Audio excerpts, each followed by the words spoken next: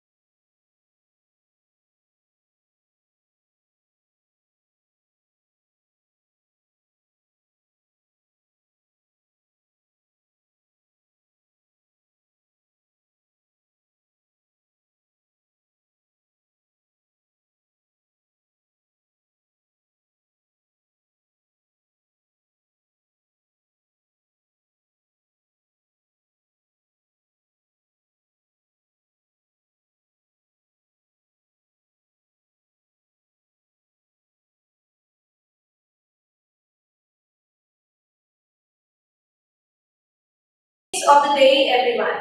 I'm privileged to welcome you all into the third edition of Orange City Literature Festival, organized by SGR Foundation in association with GH Raisoni University, powered by Raisoni Group of Institutions, a platform that celebrates wisdom, experiences, narratives, and emotions from all walks of life.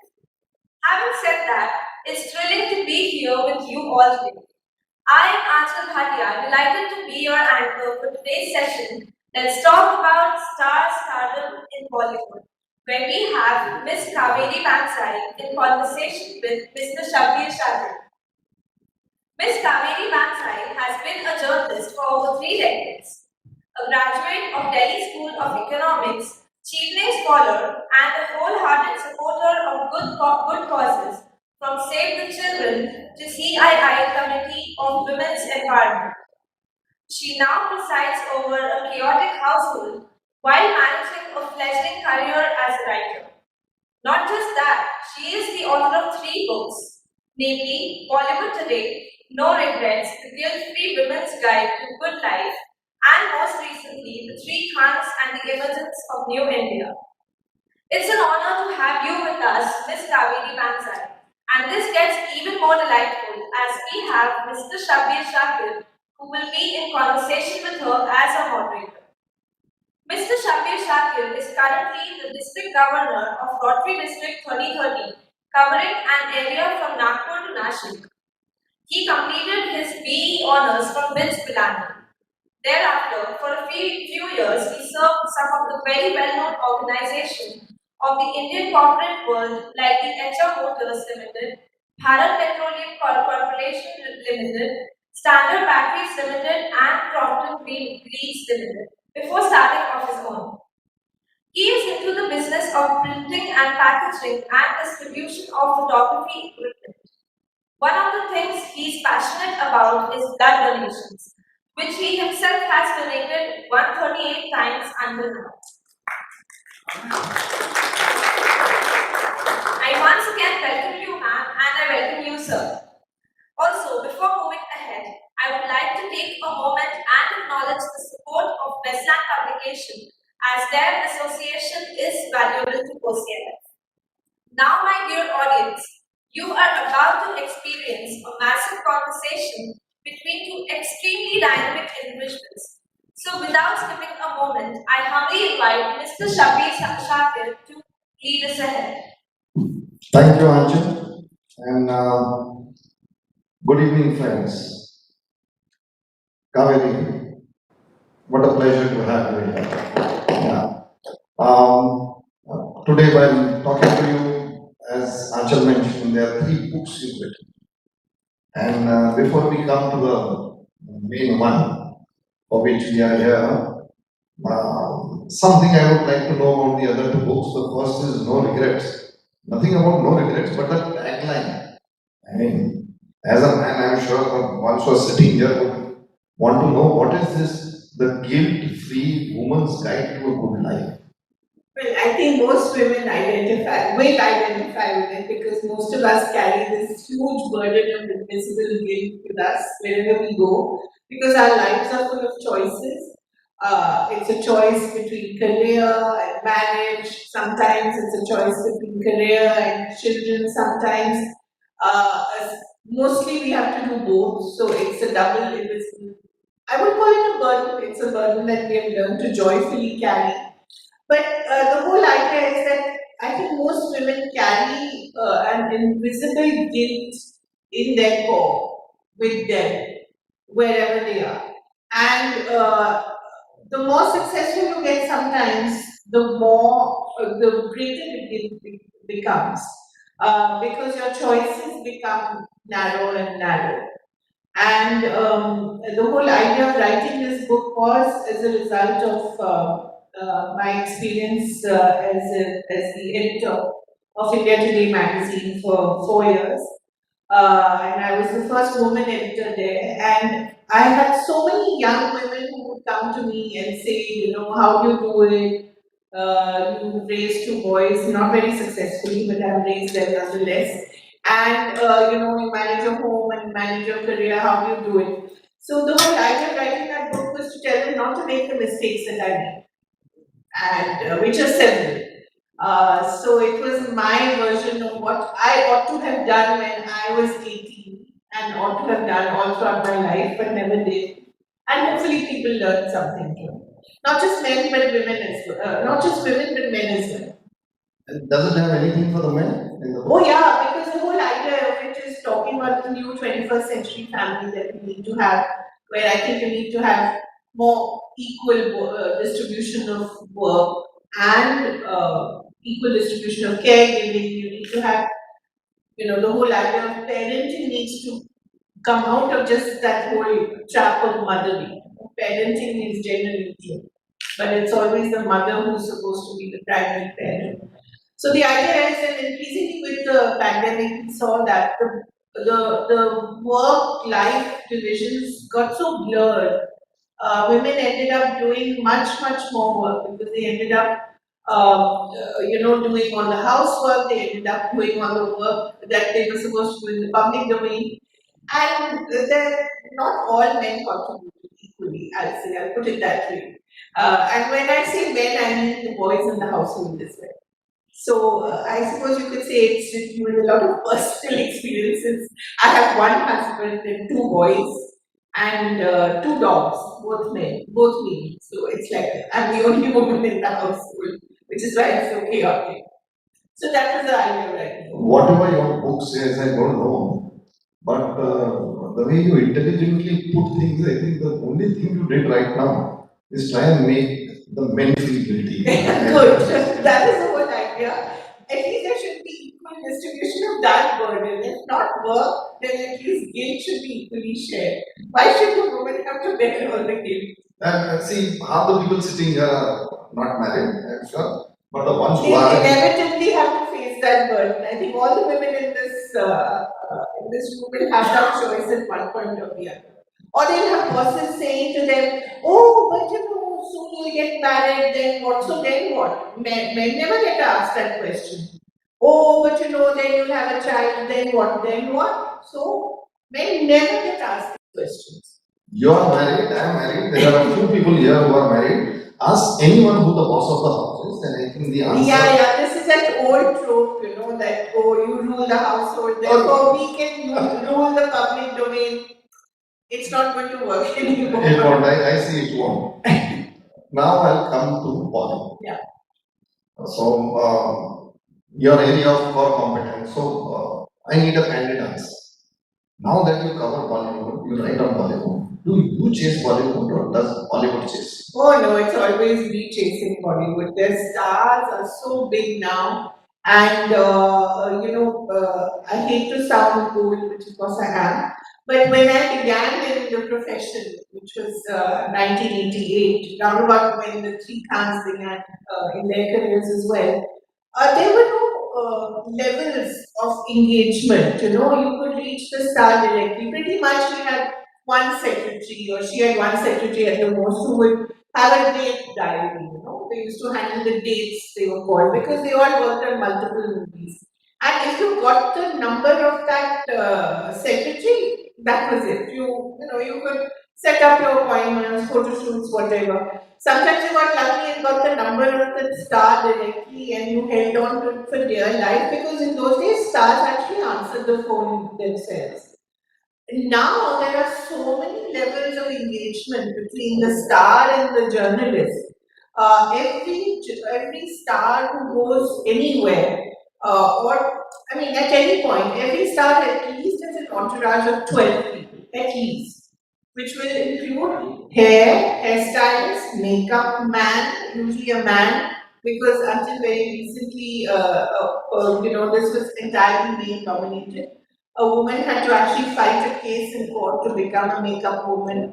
So that's why makeup men were always makeup dadas. Don't make us feel guilty again. No, I have to just make this point, So makeup men were always makeup dadas and never makeup ladies.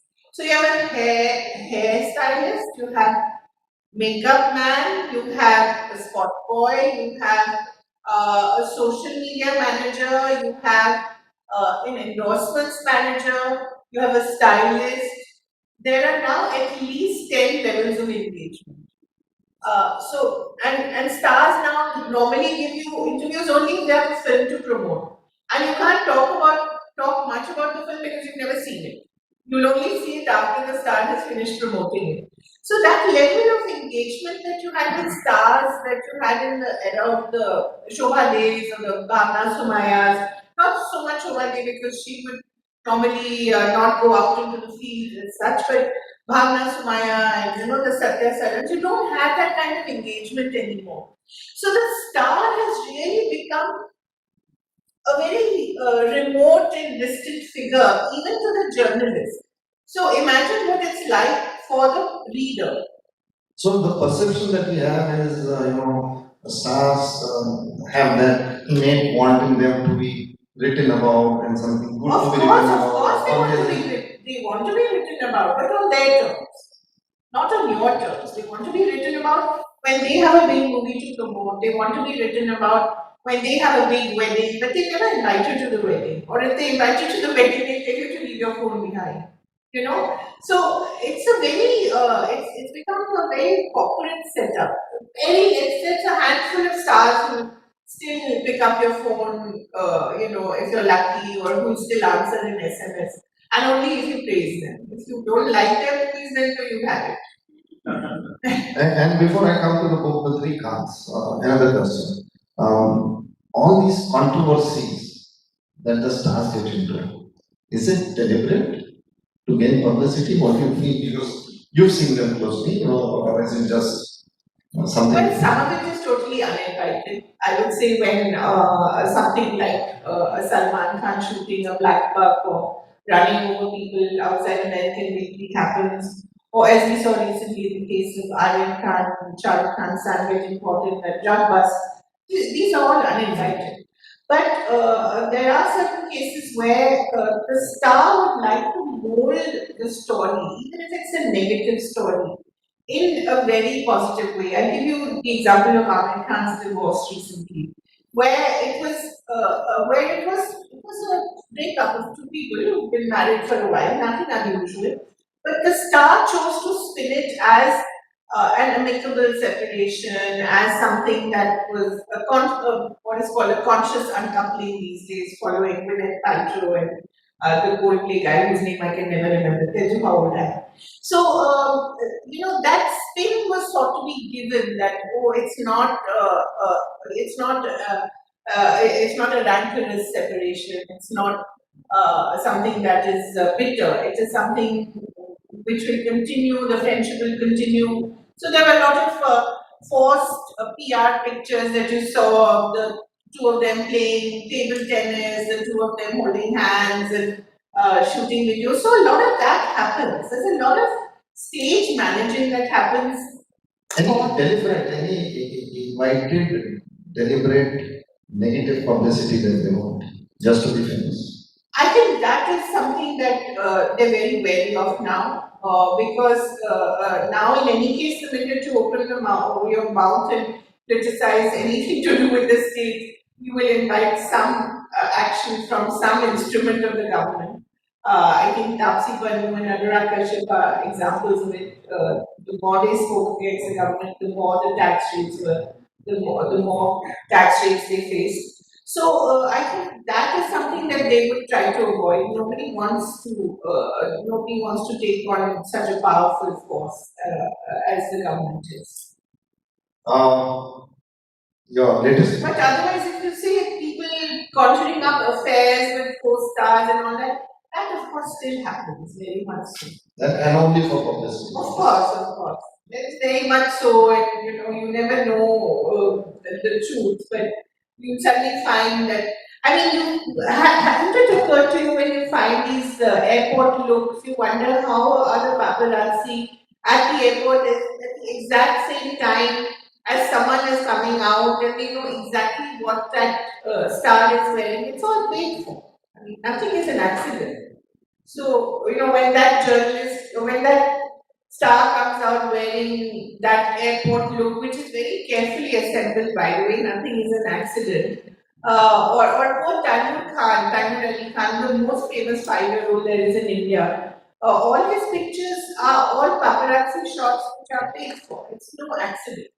So I think those are now things that have become part of the culture. We didn't have this kind of paparazzi culture earlier. People were more or less left alone to have their private parties or have their private whatever. But now I think wherever you go, either the paps will follow you because you paid them or because you didn't pay them. Either way, it could be that you didn't pay them. And what's written depends on whether you paid them or you didn't. Yeah. Now, the three Khans and the emergence of New India. Since I'm the only author who has forgotten to get a copy of the book, please do see. This is the cover. I would urge you all to go out and buy. See, I have to promote. Do you realize we might charge you for doing what you are? Since I'm following Bollywood's example, We might send you a bill after that. I'll try to find a sponsor for it. Okay, now the three Khans and the emergence of New India. How did it come to you? I mean, why? What was the starting point? Yeah, I think the starting point was what we were talking about. You graduated from BITS Pilani in 1988. You were telling me that is actually the starting point of my book. It was 1 year into journalism. I was 1 year into journalism, and these three Khans made their very public presence felt. You had Amir Khan and QSQT, Qayamat Se Qayamat Tak, making his debut as a star, as a hero. You had Salman Khan in Bibi Ho To Aise playing a small role as Farooq Sheikh's brother. And you had a certain young man with very strange hair on 4G, on Doordarshan, which was Shah Rukh Khan. All this happened in 1988 by all three of them who were born in the same year, 1965. I found this to be a very interesting takeoff point for the book. And it was also a very interesting time in Indian politics. Rajiv Gandhi's sheen had sort of worn off, but we still celebrated a very young and new India at that point. There was the promise in the air of liberalization, but there was also the sort of darkening clouds of the Ram Janmabhoomi Mandir campaign and the Mandal campaign, which was a response to the Ram Janmabhoomi campaign. And of course, there was the eventual liberalization. So the three M's, as Jairam Ramesh calls it, Mandal, no, in the order of Mandir, Market, Mandal.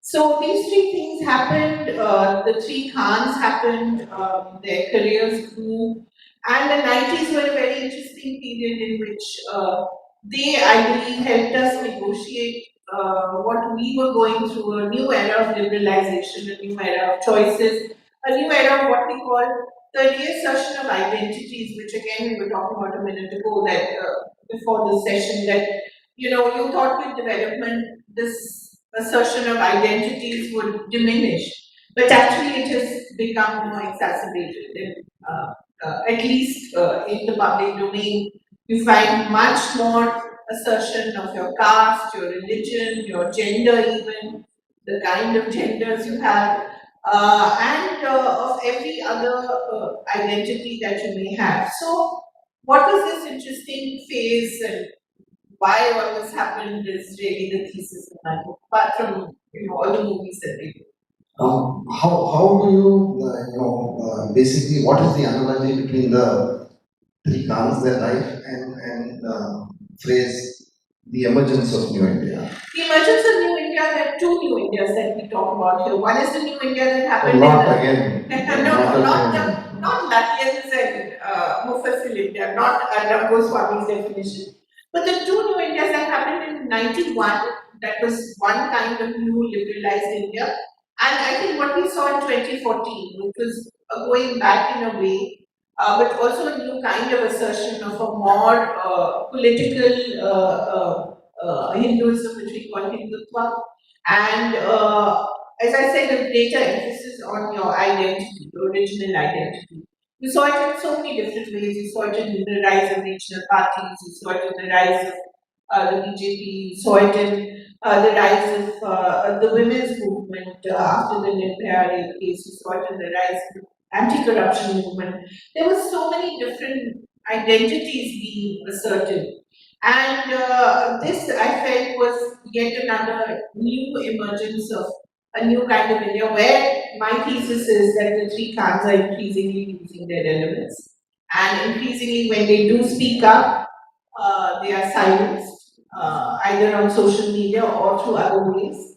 And this is something that I've noted.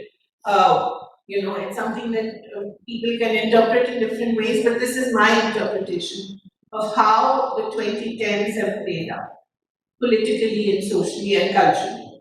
So we always thought them to be fearless, on screen and off screen. So that same image doesn't hold true right now. Well, I think it's always very easy for us to say, "Oh, why don't they speak up politically like Western actors do?" Our relationship with our stars and icons, I think, is much more intimate than in the West. I think as much as we love them, we also want to tear them down.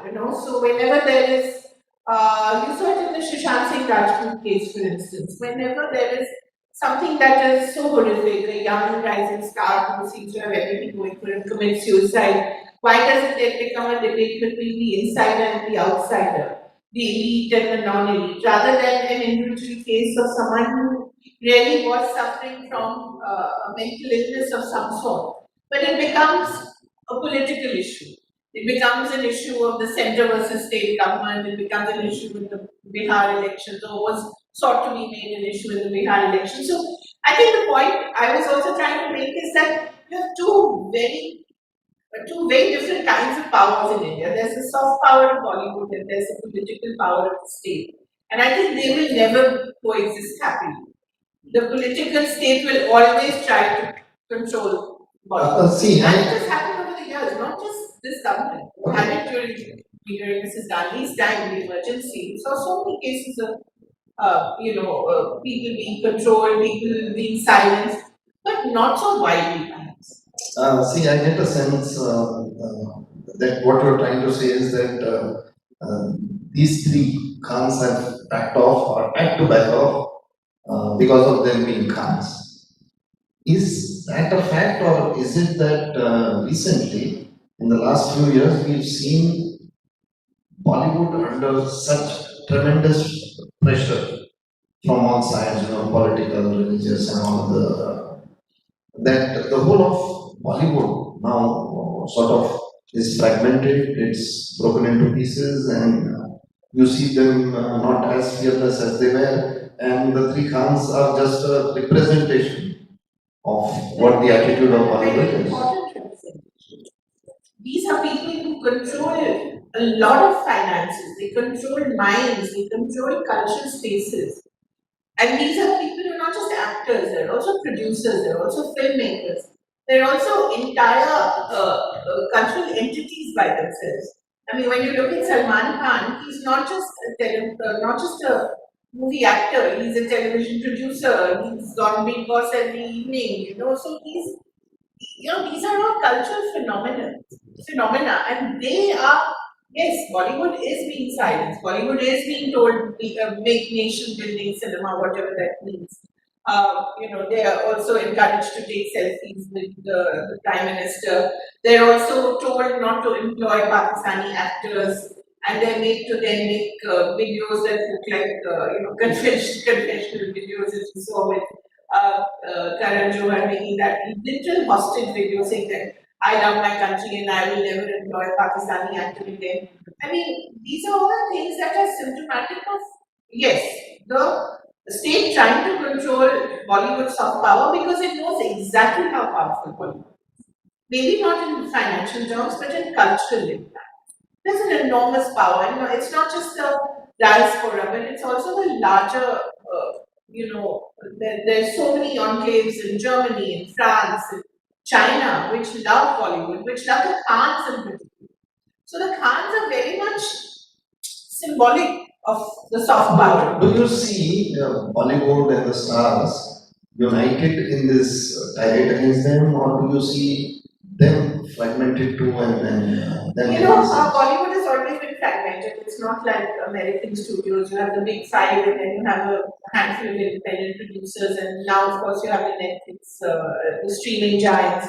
Bollywood has always been fragmented, essentially between the family production houses. So you have the Yash Rajas and the Dharma Productions, and you have the big studios who came in and very quickly disappeared because they realized, they're spending too much money and chasing very little returns because the industry itself is quite small. I mean, it looks enormous because it makes over 200 movies. And of course, India is the largest movie producer in the world. But when you look at the financial might of Bollywood, it's actually very small. The biggest movie in India makes the entire industry makes more than $1 million. That's it, which is what the biggest blockbuster, one big blockbuster in America makes. So when you look at the financial strength of Bollywood, it's very limited, but it's the cultural impact. And the cultural impact on not just in India, which is deep and wide, but also international. So, how do you see it going forward? Getting better or going worse? No, I see more fragmentation, of course. I don't see more consolidation. But of course, the bigger houses will get a little bigger because. What I mean to say is, are they as a family going to get up and fight, or are they going to give in? Oh no. Hollywood doesn't believe in fighting battles off screen. It restricts it to only the surgical strike and saying how's the Josh on screen. That's it. That's the level of battles it fights. It doesn't believe in taking on the government. And it knows the consequences. It is seen. They don't have short memory. They know, their films get boycotted in states. Their films, then there's, people gather outside their homes. Everybody knows where every star lives. Do you even know where, say, a Brad Pitt lives or where a George Clooney lives? We don't know. We know he lives somewhere in Lake Como, but we don't know exactly where. But with Bollywood, they're everywhere, they're in your face. You know exactly who lives where. You go stand outside and picket his house. What do? Or have a dharna, which happened, by the way, in the case. Remember the time when Amar Singh and Shah Rukh Khan fought, which I've written about in my book, over Amitabh Bachchan, who was then, of course, great friends with the late Amar Singh. And they picketed Shah Rukh Khan's house because he had at that point said that had not made Amitabh Bachchan sit in the first row or something very stupid. Morani. Yeah. So, the intimacy that we have with our stars, it's something, the distance is very limited, and that makes us feel that we have the right to shout at them, we have the right to love them, we have the right to bring them down, There's this feeling that, oh, we created them, so we can bring them down. It's that sense that I think we're the only community in the world that go to cinemas and talk to the screen, or literally throw coins at the screen. Even now, in the first row, of course, in the single screens, it would happen. Oh, when you see a Rajnikant movie, the way people dance and mouth those dialogues, you don't see that kind of fascination in any other country. You don't see it with a Hollywood star for sure. So we take our films so seriously, we love them, but then we also hate them. And when we hate them, we really, really hate them. And then the call others. Yeah, I think we are such a passionate people. We do everything by instincts. I will come to the genre of journalism that how it has changed. Like there was one time, maybe 20 years back, that every film was had certain film critics. Yeah. Then there were 8, 10 very famous ones who used to write about the film. Where has that genre of journalism gone? It still exists, but unfortunately, it's now mostly become digital. So you will have to really go to your online journals like Film Companion to actually access that. You have a handful of really good critics, but they're very good. People like Bharadwaj Rangan and Anupama Chopra. These are people who are respected. But the era when a critic could make or break a movie doesn't exist anymore. I don't know whether it ever did. If you remember, India Today gave famously negative review to Sholay, saying that it is nothing but dying embers. And of course, we all know what happened to Sholay. It became one of the biggest hits of all time. So, critics, I think, in their own mind are, it's like you're the biggest thing in Or is it the because biggest thing in Borelli. is it because every man walking on the street now is has a Yeah, microphone because of social media to write a review That's and also true. Everyone is now a content creator, quote unquote. Everyone is now a film critic. Everyone now is a cricket critic. Everyone now is a political critic. So that whole idea of the trickle down journalism has changed. No longer do you have people who will tell you, okay, this is what you have to watch, and people will follow. It doesn't happen.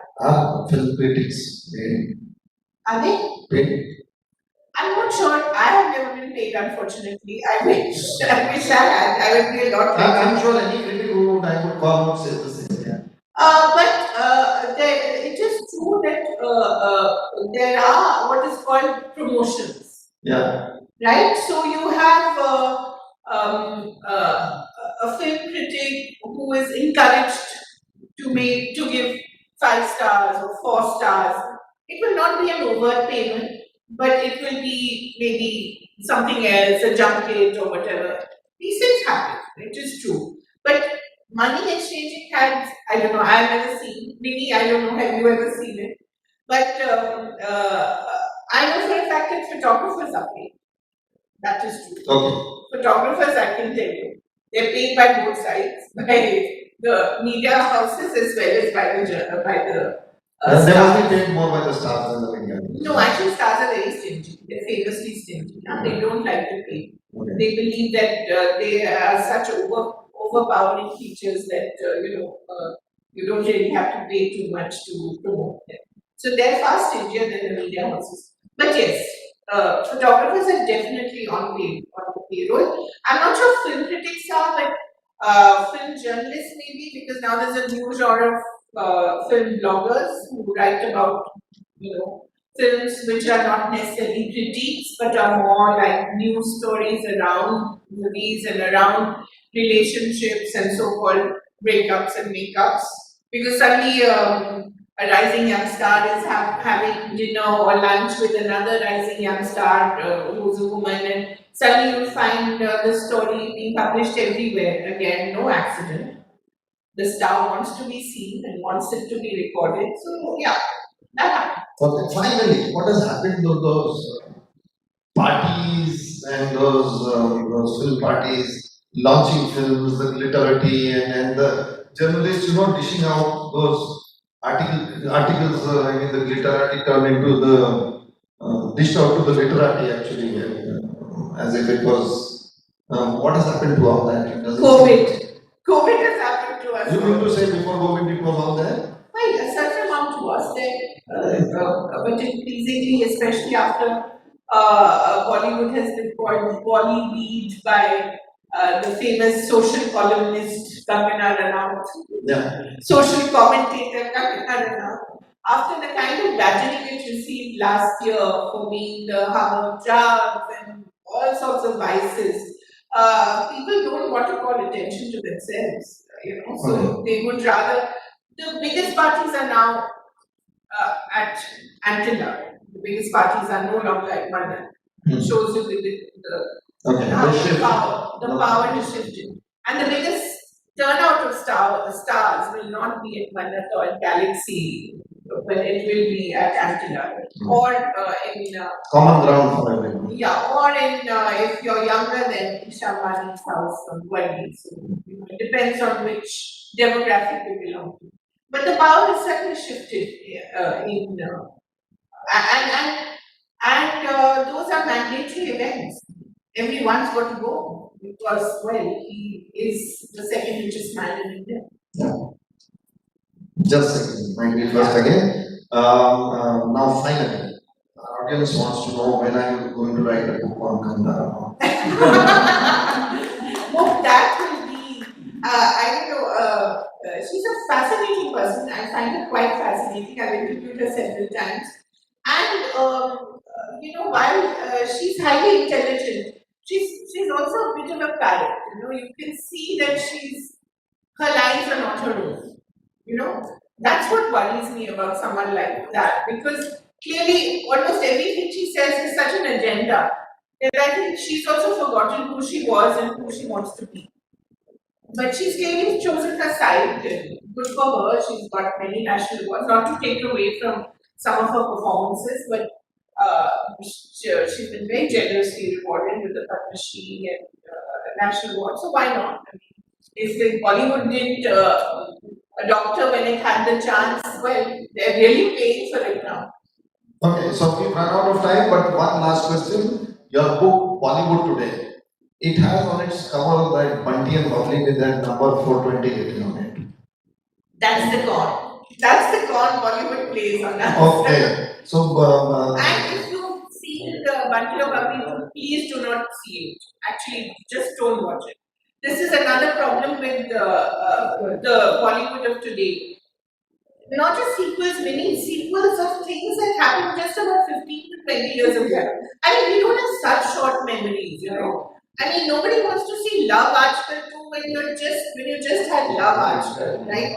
Nobody wants to see Bunty or Bubbly 2, The Bung 3, The Bung 4. This is their idea of a Marvel franchise, It just doesn't work. The only franchise that works is by Rohit Shetty, which is the pop universe, which will grow and grow because the cars exploding will become bigger and bigger, and the politics will become murkier and murkier, and you will have a cinema and Suryavanshi and Singham, and all will come together, and there will be an Avengers Endgame.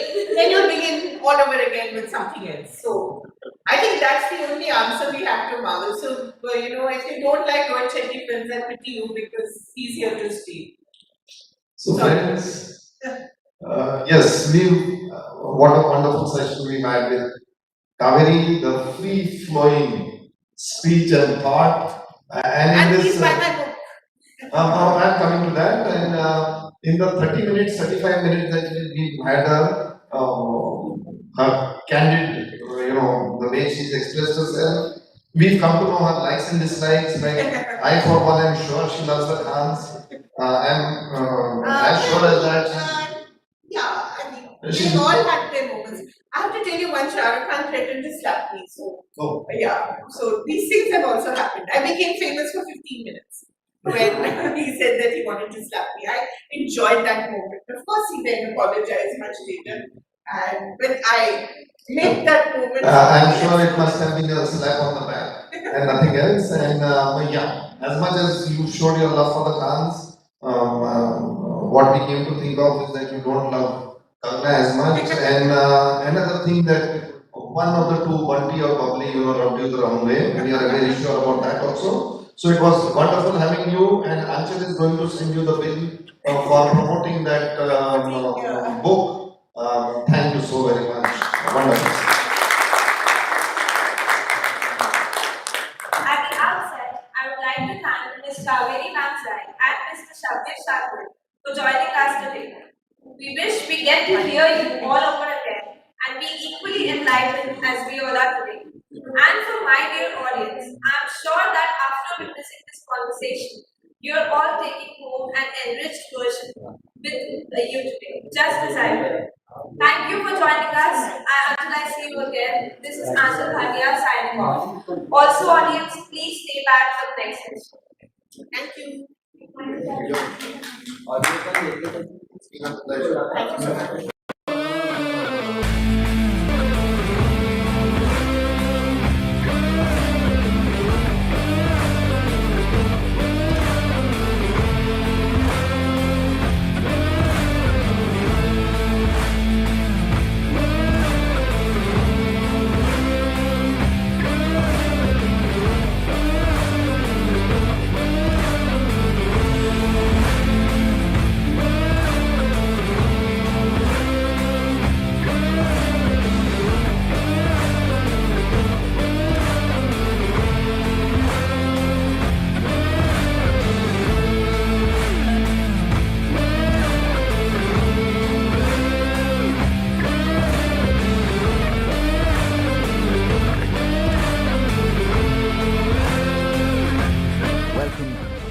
by Sony Group. A vision beyond.